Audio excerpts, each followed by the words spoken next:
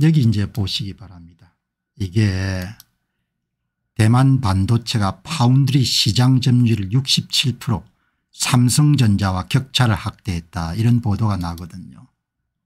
67.1% 대 8.1%가 된 겁니다. 파운드리 업계에서. 시장 점유율 경쟁이지 않습니까? 인류 역사 전편이 여러분들 이렇게 전쟁이다 전쟁. 살아남기 위한 전쟁인 거죠. 그러니까 그냥 열심히 해야 되는 거죠. 열심히. 열심히 안 하면은 그냥 진짜 골로 가는 겁니다. 제가 오늘 여러분들 이 역사 시간에 이거 보시기 바랍니다. 제가 놓쳤는데 이게 17세기에 네덜란드의 네덜란드 동인도 회사의 무역 루트입니다.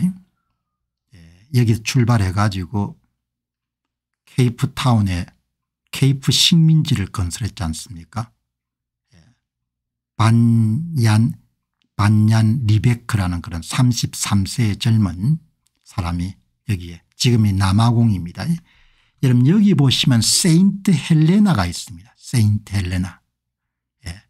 이거 소개할 때는 그냥 제가 그냥 무심코 넘겼는데 어젯밤에 여러분들 무슨 뭘 보다가 세인트 헬레나를 한번 주목하게 된 겁니다. 그런데 이제 오늘 여러분들 다음 프로는 세인트 헬레나를 다루고 오늘 한번 보시기 바랍니다. 네덜란드 동인도 회사가 어떻게 여러분들 정상에 서게 됐냐. 포르투갈, 스페인, 프랑스를 다 누르고 지금으로 따지게 되면 파운드리 업계에서 TSMC가 1등이고 2등이 여러분들 삼성전자, 3등이 그다음에 중국 업체입니다. 이게 여러분들 한 50년 60년 정도 어마어마한 장사를 한 겁니다. 시장 점유율 1등 기업이 된 겁니다. 이게 어떻게 됐느냐. 이거 여러분 오늘 한번 살펴보도록 하겠습니다. 이 네덜란드가 그 당시에 신무기가 뭔가 하니까 배가 날렵한 배를 쓴 겁니다. 그 대양을 항해하는데 그 배 이름이 플리트 선박입니다.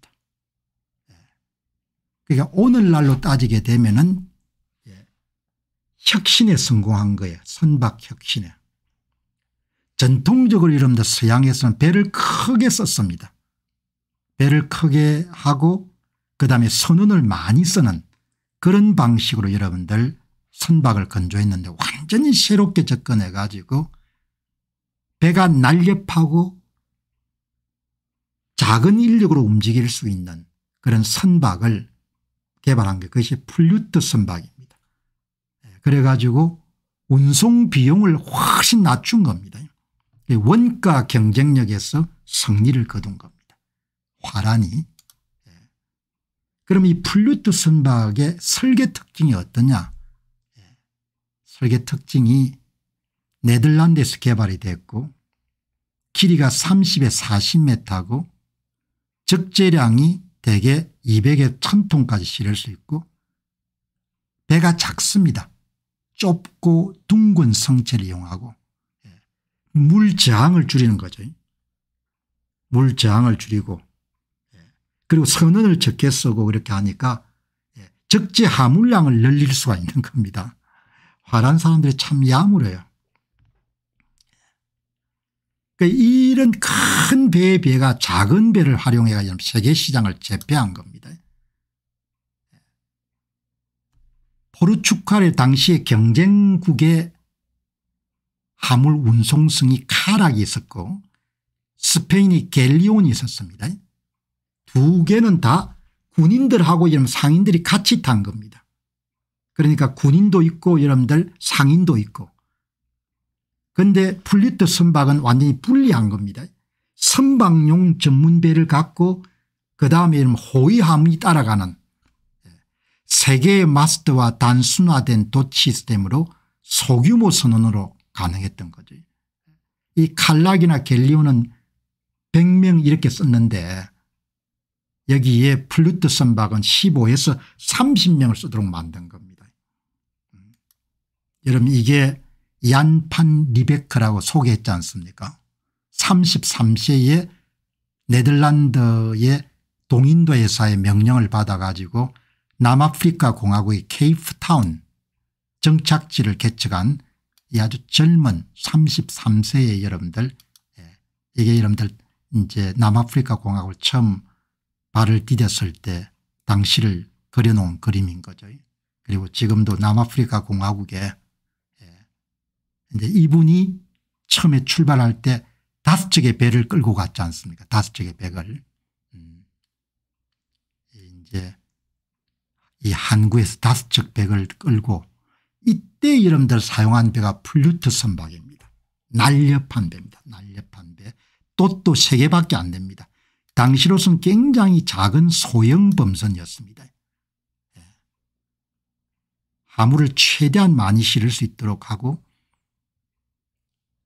선원도 여러분 15명에서 20명 정도로 선체 폭이 좁고 하단이 이름 둥그러 가지고 물마찰을 최소화할 수 있는 그런 배를 플루트 선박을 끌고 간 겁니다. 이게 어마어마한 경쟁력이 있었습니다. 경쟁력이. 플루트 선박은 포르투갈 카락이나 스페인 갤리온보다도 3분의 1에서 2분의 1 수준의 선원으로 운항할 수 있고 인건비와 유지비를 대폭 절감할 수 있습니다. 역사의 전편에 흐르는 것은 코스트 다운, 원가를 절감해야 이기는 겁니다.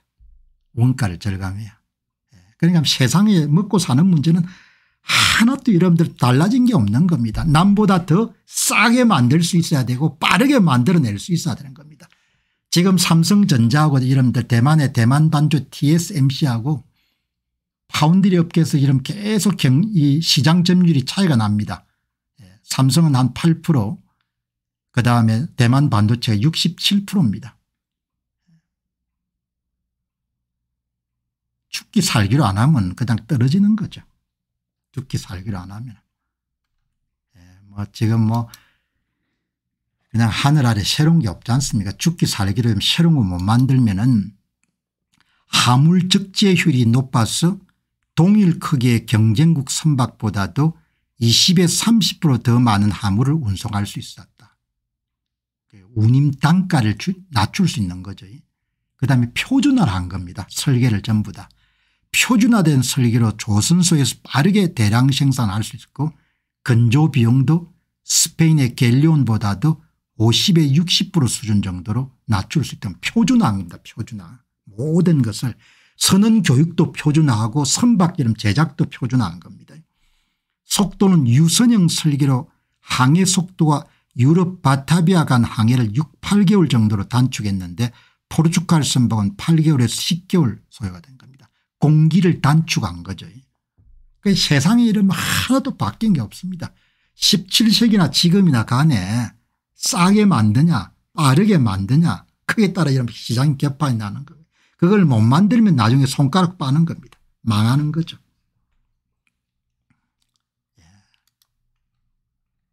여러분 그러면은 지금 보시는 그 당시의 경쟁국인 포르투갈의 카락, 포르투갈의 카락이라는 여러분들 CARRACK 배가 크습니다. 이 보시죠. 배가 어마어마하게 큽니다. 이게 100명 정도가 여러분들 타야 되는 겁니다. 100명 정도가. 이게 뱃머리죠. 뱃머리. 배가 어마어마하게 큰 겁니다. 이게 배 이름들 후미. 이 노를 지켜줘야겠어. 노를. 큰 배입니다. 카락. 승무원은 100명 정도를 쓴 겁니다. 승무원 100명에다 여러분들 또 군사 요원 또 포함. 이게 여러분들 스페인의 게리온. 이 배도 큰 겁니다. 그러니까 당시로서는 엄청나게 혁신한 겁니다. 대형 함선을 아니고 아주 소형 상업 전용 배를 만든 겁니다. 갤리언. 이거는 뭐 지금은 잘 안 하겠지만 레고 블록 같은 데 다 모델이 나왔죠. 돛대도 엄청나게 크지 않습니까? 그 당시에 통념을 완전히 깨버린 배가 이 네덜란드 플리트란 배입니다. 이렇게 여러분들 날렵한 배를 만들어 가지고 전쟁에서 이긴 겁니다. 네덜란드 동인도 회사의 플루트 선박의 경쟁력은 이렇게 여러분들 차이가 크게 난 겁니다. 그리고 네덜란드는 사기업이었고 네덜란드 동인도 회사 그다음에 스페인이나 포르투갈은 모두 다 왕실이 운영한 겁니다. 국영기업 대 사기업의 대결에 사기업이 이긴 겁니다. 주식회사 구조와 자본 조달 용이성 네덜란드 동인도 회사는 주식회사이기 때문에 주주들로부터 조달하고 포르투갈과 스페인은 왕실 중심의 자금 조달로 규모 확대에 한계가 있었다. 국영기업으로 가면 다 망하는 겁니다. 한마디로. 국영기업으로 가면. 네덜란드 동인도 회사는 17인의 이사에 신속하게 의사결정을 했고 프랑스나 스페인이나 포르투갈은 왕실 중심의 중앙집중적인 체제로 의사결정이 느리고 때로는 상업적인 의사결정이 아니고 정치적 의사결정을 내려가지고 어려움을 겪게 된 겁니다. 그리고 싸게 만들기 위해서 표준화를 전부 다 한 겁니다. 선언도 전부 다 표준화된 매뉴얼에 따라 훈련을 하니까 선언을 많이 배출할 수 있는 겁니다. 지금은 하나도 다를 게 없습니다. 제조공정 선박을 만드는 제조공정도 전부 다 표준화를 하고 선언 훈종도 이런 매뉴얼을 만들어서 대량으로 만드는 겁니다. 그러나 포르투갈은 도제 방식으로 선언을 육성하니까 여러분들 숫자가 제한될 수밖에 없는 거죠. 그러니까 역사란 것이 우리한테 너무나 풍성한 지식을 가르치는 겁니다. 그러니까 오늘 이런 방송하면서 이게 여러분들 삼성의 여러분들 이거 해라 저거 해라 이렇게 하면은 이제 못 이기는 겁니다. 이렇게 파운드리가. 근데 좌파 정권이 여러분들 오래 간다는 이야기는 다르게 이야기해야 되면 사회 모든 곳이 정치화될 가능성이 높은 겁니다. 정치화된다는 이야기가 좀 유식한 이야기지만 간섭할 가능성이 높아진다는 겁니다. 체제 경쟁입니다. 그냥 지면은 그냥 뭐 망하는 겁니다. 뭐 딴 거 없습니다. 딴 거 그냥 여러분들 뭐 다른 거 없는 겁니다. 그냥 포르투갈과 스페인은 중앙집중식 무역체제를 유지하고 있고 네덜란드 동인도 회사는 아시아 내 지역 무역을 활성화해가 수익의 50% 이상을 창출했다. 그러니까 시대 변화니까 그냥 옛날 해오던 대로 그대로 계속 이런 포르투갈이나 스페인은 고수한 거고 네덜란드 동인도 회사는 사기업이니까 어떻게 하면 수익을 더 많이 창출할 것인가 그런 걸 고민을 많이 한 겁니다. 영내 무역을 활성화한 거죠. 인도네시아 자카르타를 중심으로 해가지고 일본의 나가사키 대만 베트남의 이름들 킹콩인가 하는데 그다음에 인도 그 사이에 싼 물건을 사가지고 비싸게 파는 그런 영내 무역을 활성화해 가지고 수익을 상당히 많이 그거를 아시아 내 무역 인트라 아시아 무역이라고 이렇게 부르네요. 그렇게 여러분들 해가지고 완전히 승리하는 겁니다. 그냥 우리한테 주는 교훈이 어마어마한 겁니다. 그냥 머물면 그냥 망한다는 겁니다. 포르투갈은 후추에 집중했고 스페인은 아메리카 은수입에 집중했고 프랑스는 차와 비단 무역에 집중했는데 네덜란드는 돈 되면 전부 다 한 겁니다. 대량의 향신료 면직품 차 도자기를 유럽으로 수입해 주력 사업 대량 운송체제로 유럽 내 향신료 가격을 엄청나게 낮춘 겁니다. 그러니까 시장을 완전히 장악해버린 겁니다. 파운드리 사업에 삼성이 여러분들 잘 못하면 그냥 대만 TSMC가 거의 전부 다 차지하겠죠. 여기 보시기 바랍니다. 시장 점유율 변화 1490년대는 베네치아 이스라엘 상인이 유럽의 후추 시장을 80% 이상 점했는데 1650년 이후에는 네덜란드의 동인도 회사가 70에서 80% 정도를 점한 겁니다. 시장 점유율 전쟁인 겁니다. 시장 점유율 전쟁. 시장 점유율이 여러분들 그냥 밀리면은 그냥 망하는 겁니다. 사람들아 정신 바짝 차려라. 뭐 옛날 생각하고 좋았던 날들이 어떻고 이렇게 하는데 당신들 삼성전자가 수십조를 여러분들 파운드리에 쏟아붓고 정상화 못하게 되면은 그럼 메모리 반도체는 조만간에 이러면 중국이 따라잡을 거고 그렇게 해서 그냥 골로 가는 겁니다. 슬퍼할 것도 없고 뭐 불쌍하게 생각할 것도 없는 겁니다. 그렇게 가는 거. 이 한번 보시기 바랍니다. 사는 것은 전쟁인 겁니다. 사는 것은 생사를 건 전쟁인 것이고 끊임없는 혁신이 없으면 그냥 망하는 겁니다. 여기 여러분들 이 사람들 가격 내려가는 거 보시기 바랍니다. 1500년대 초반에는 포르투갈이 후추 1kg 금 8에 10g 1650년 네덜란드는 후추 1kg에 금 1g 15세기 말에서 17세기 중반까지 후추 가격이 90에서 95% 내려간 겁니다. 후추 1kg당 30g의 금이 1에서 2g까지 여러분들 내려간 겁니다.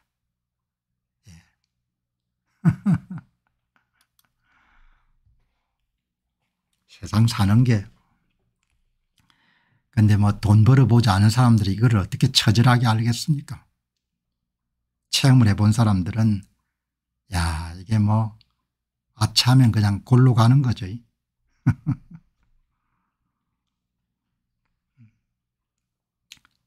자 여러분 뭐 망해도 아무도 슬퍼해 주지 않습니다. 그건 당신들이니까.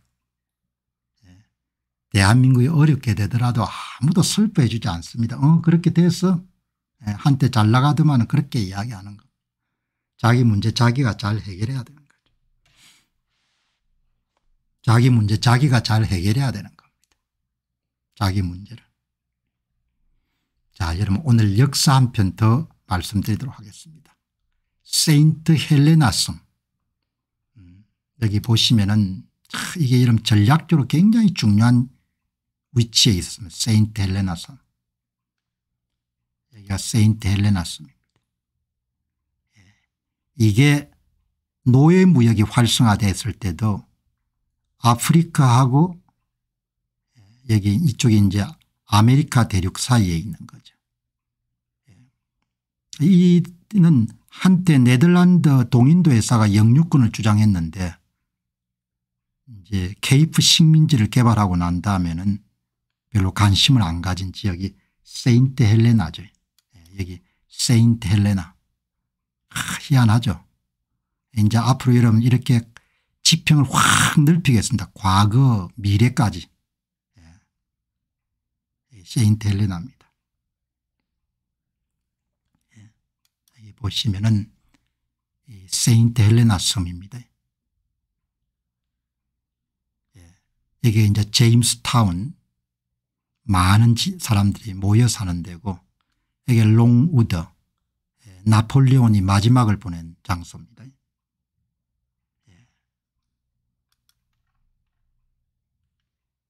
여기에는 섬이 이렇게 중요한 아마 제가 볼 때는 전부 다 영국령일 것 같아요. 나중에 한번 시간이 되면 다 모아가지고 한번 다루도록 그렇게 하겠습니다. 저도 알고 싶고요. 이 세인트 헬레나 섬은 강남구 한 3배 정도 면적이고 폭이 10km 길이가 17km 정도 되는 가장 이렇게 긴 데가 17km 10km 사람들은 주로 제임스타운에 모여가지고 많이 사는 것 같아요. 아주 척박합니다. 여기가 제임스타운인데 이 제임스타운의 양옆으로 이렇게 아주 하산석들이죠. 이게 제임스타운, 이 제임스타운. 참 좋은 세상 됐죠, 여러분. 이걸 가보지 않더라도 가본 것처럼 오늘 방송 마치고 한 번 더 이렇게 동영상을 This is Saint Helena 아주 깨끗하게 여러분들 들어오는 거 찍었네요. 한 번 더 가서 더 직접 가보지 않더라도 먼저 가보겠습니까? 가보지 않더라도 다 여러분들 가본 것처럼 아프리카 앙골라로부터 1950km가 떨어졌고 브라질 동부 해안으로부터 3000km가 떨어져 있는 겁니다. 1950, 3000km. 과거에 노예무역할 때 굉장히 중요한 역할을 한 것 같아요. 그리고 수에즈 운하가 개막되기 전까지는 굉장히 전략적으로 중요한 위치이기 때문에 제가 이 섬을 한번 다루드리도록 해야겠다 이렇게 생각한 겁니다. 여기가 이제 여러분들 나폴레온이 죽은 데죠. 그래서 오늘은 세인트 헬레나를 나폴레온 관점에서 한번 보는 겁니다. 나폴레온이 5년 7개월 동안 있다가 죽은 겁니다. 세인트 헬레나. 영국이 여러분들 워트루 전쟁에 승리하고 난 다음에 나폴레온을 어마어마한 유배지로 보낸 겁니다. 다시는 돌아올 수 없는 유럽에서 이렇게까지는 보낸 겁니다. 대단한 거죠.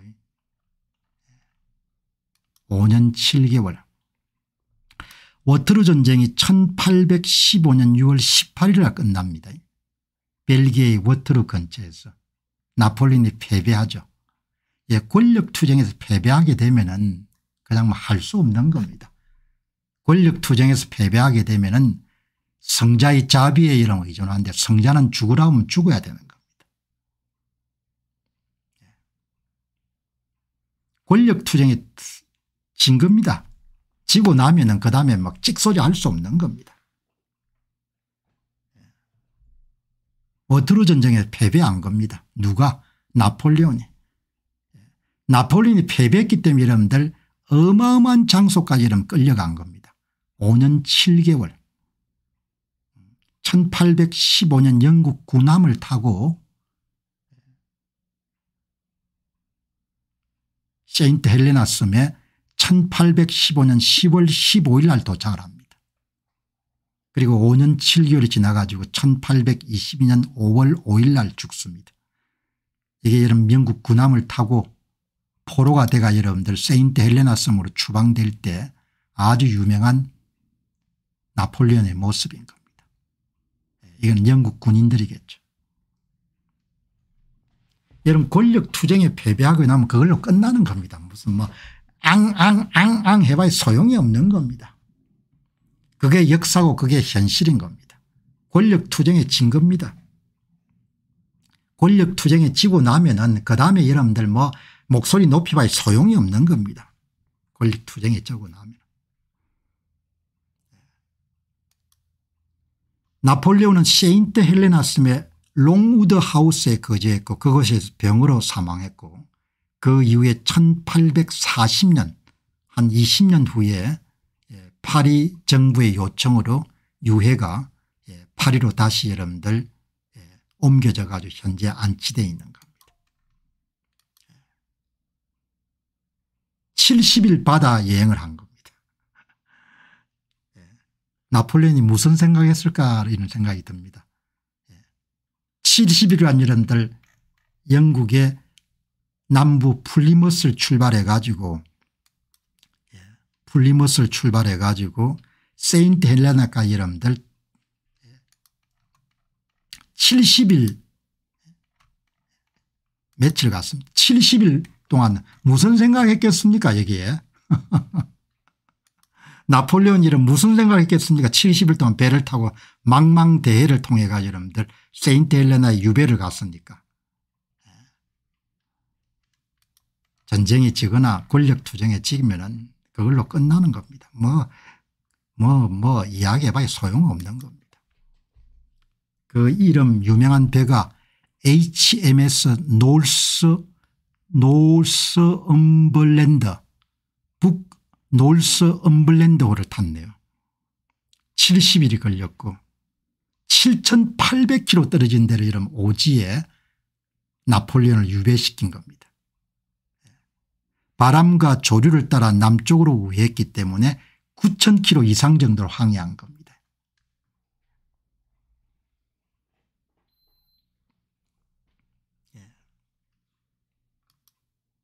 세인트 헬레나 섬엔 도착 지구에 400명 정도 그때 거주했습니다. 그 사람들이 다 나와서 나폴레온이 오는 걸 본 겁니다. 이제 해안가에 블라이어스 파빌리온이라는 작은 별장에 7개월에서 8개월 정도 거주하고 그다음에 이제 1815년 12월에 롱우드 하우스를 개조해 가지고 거기서 여러분들 한 5년 정도 여생을 보내는 겁니다. 여기 한번 보시기 바랍니다. 여기 여러분들 배는 어디로 들어오는 거 아니까 제임스타운으로 들어와 가지고 제임스타운 그 옆에 블라이어 파빌리온에서 여러분들 잠시 머물렀다가 롱우드 하우스를 개조해 가지고 여기서 이제 5년 정도 유배 생활하고 그다음 죽은 다음에 묘비가 여기다 이렇게 묻히는 겁니다. 도착 직후에는 해안가의 블라이어스 파빌리온이라는 작은 별장에 7, 8개월 주간 머르고 그다음에 이제 롱우드 하우스로 이사해 가지고 2개월 만에 이사해서 이제 거기서 여러분들 지내다가 죽는 겁니다. 왜? 전쟁에 패배했기 때문에. 지금은 이제 공항이 생겼습니다. 얼마 전에. 그리고 지금도 많은 사람들이 찾네요. 관광지로서 여러분들 비행기 타고. 나폴레온은 세인트 헬레나에서 유럽 언론과의 접촉 없이 철저히 고립되었고 한 영국이 2000명 정도 이런 병사를 파견해가 지켰으니까 그의 유배 생활은 고립 기후 건강 문제 감시 등으로 인해 매우 고통스러웠다. 이런 해안 지역에는 습도가 높습니다. 습하죠. 그래서 해안 지역에서는 이제 이렇게 나이가 있는 사람들은 지내기에 그렇게 좋지가 않습니다. 호흡기 질환 같은 그런 거. 나이가 있는 사람들은 이 습기가 많아지게 되면 좌골신경통 이런 것도 생기고 하기 때문에 건조한 지역이 좋죠. 건조한 지역이. 이렇게 해서 여러분들 그냥 이제 죽고 난 다음에 이렇게 묻힙니다. 여기. 지금은 이제 감요입니다. 묻혔다가 유해를 20년 만에 프랑스 파리로 옮기기 때문에 여기 이제 보시면은 여기에 무덤은 감요입니다. 처음에 한 20년 동안 묻혀 있던 데입니다. 묻혀 있던 데고 지금은 이제 옮긴 거죠. 큰 행사였죠. 이렇게 이 나폴레온을 옮기는 국가적 행사였습니다. 국가적 행사로 여러분들 이렇게 나폴레옹 유해를 프랑스 파리로 이동시키는 거죠. 이제 여러분들 보시면은 이게 롱우드 하우스 나폴레온이 마지막 5년을 지냈던 롱우드 하우스 이렇게 여러분들 망망대해입니다. 롱우드 하우스. 급히 이제 내부를 고쳐 가지고 패배한 왕이 이제 이거를 영국령인데 지금 세인트 헬레나는 프랑스 정부가 다 매입을 한 겁니다. 주변 토지들을. 그래서 이제 잘 관리하고 있는 겁니다. 프랑스 사람들에게 나폴레온은 뭐 특별한 의미를 갖고 있는 그런 인물이니까. 여기 보시기 바랍니다. 여기에 모자 이게 이제 서양 사람들 이렇게 비스듬히 누워있는 그런 안락의자죠. 침실 식당 그다음에 식단은 다이닝룸 다이닝룸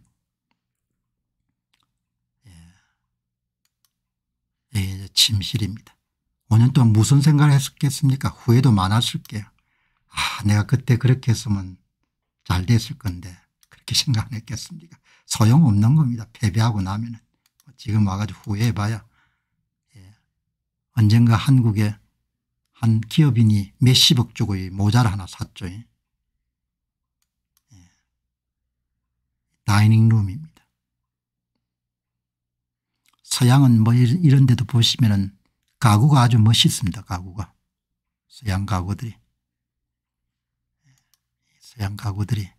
서양은 입식이기 때문에 생활 자체가 구석구석에 이렇게 가구를 앉는 의자를 이렇게 배치하는 게 특징이죠. 이렇게 우리하고 좌식하고 다르기 때문에. 이제 나폴레온이 키가 작았대요. 아주. 얼마나 상심했겠어요. 뭐 다 비웠겠죠 나중에. 패배하면 이렇게 되는 겁니다. 패배하면. 역사에서 패배를 하게 되면은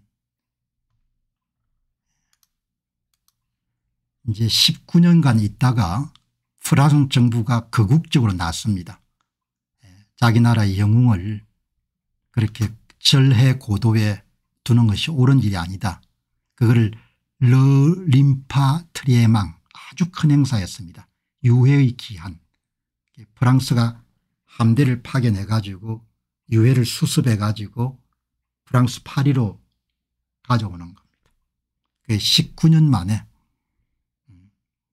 세인트 헬레나섬에 묻혔던 장소는 밸리 오브 더 윌로즈네. 밸리 오브 더 윌로즈. 밸리 오브 더 윌로즈인데 이제 유해 기한 결정을 하죠. 프랑스 국왕이 결정해 가지고 아들이 루이 나폴레온의 요청과 국민적 여론으로 프랑스 정부가 영국에 요청하고 영국이 허용해 가지고 1840년 10월 15일 프랑스 해군 함정 벨레폰과 세인트 헬레나에서 유해를 수습해 가지고 1840년 12월 15일 프랑스 파리에 도착 성대한 국장으로 다시 여러분들 재안장을 하는 겁니다. 지금 묻혀있는 앵바리드 군사박물관에 프랑스 파리 7구의 센가 근처에 앵바리드 군사박물관에 다시 여러분들 이렇게 여기 보시면은 이제 그 당시에 유해를 수습하던 프랑스 군인들의 모습인 겁니다. 이 제임스타운이고 아주 여러분들 이게 험악한 그런 화산 지역입니다. 이제 프랑스 파리 센강에 도착한 겁니다. 이렇게 도착해 가지고 얼마나 프랑스 사람들이 착잡했겠습니까? 지금 이렇게 이제 다시 여러분들 묻혀있는 그런 상황인 겁니다.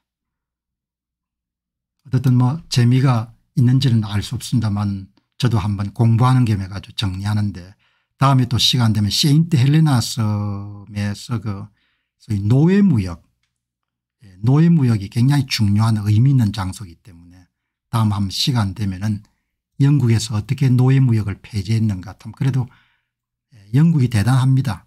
그 엄청난 이익이 남기는 노예무역을 영국 사회의 양심 세력들이 나서 가지고 자발적으로 노예무역을 폐지하지 않습니까?